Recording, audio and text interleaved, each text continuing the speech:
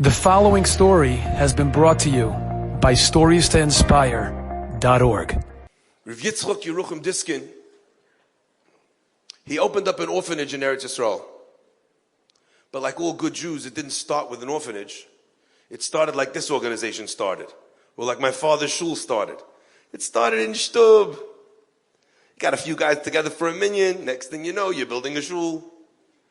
And the community is trying to close it down. You know, as Agay does. They saw that people were not surviving without their parents were dying in the streets of Yerushalayim. There was disease, there was famine. You had all these Yisoyim, where they're going to go. So he started taking people in his house. And then word on the street went around between all the Yisoyim. You have nowhere to go. You have no food. Go to Diskins. Wow. I wish they could say that about my house. Eventually that became the orphanage of Yerushalayim. But even orphanages have walls. And slowly but surely, the orphanage became full. And then there was another girl and another kid. So they had to bring these kids back to the Diskin's house. One night, a young girl, maybe 5 years old, knocks on the door. And they take her in. And the Rebbitzin's giving her all the attention in the world. She's giving her delicious food. She's trying to make her feel comfortable, even though she's just lost everything and everybody. And everything seems to be going well. Until it comes time for the bath. Puts the child in the bath. Does her absolute best to give her a lovely bath. And then as she's taking the child out of the bath, the kid starts screaming and crying and, tears, and the nose starts running on, and the Rebbitzin can't calm her down. She's thinking to herself, she must be allergic to the soap. She switches the soap. The next night, same thing. She switches the shampoo the next night, same thing.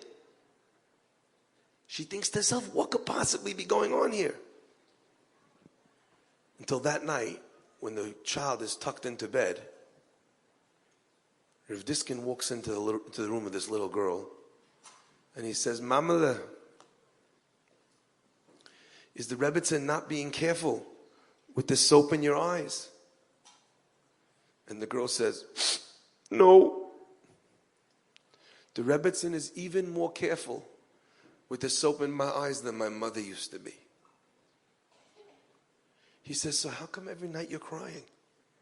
We changed the soap. We changed the shampoo. We thought the bath was too hot. She said, it's not that.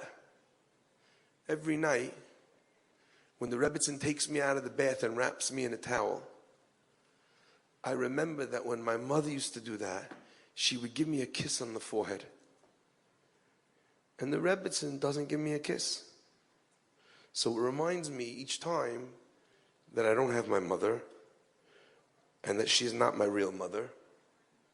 And that makes me sad.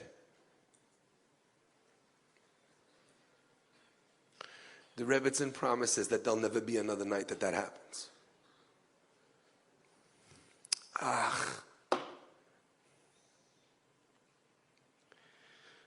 What a simple fix.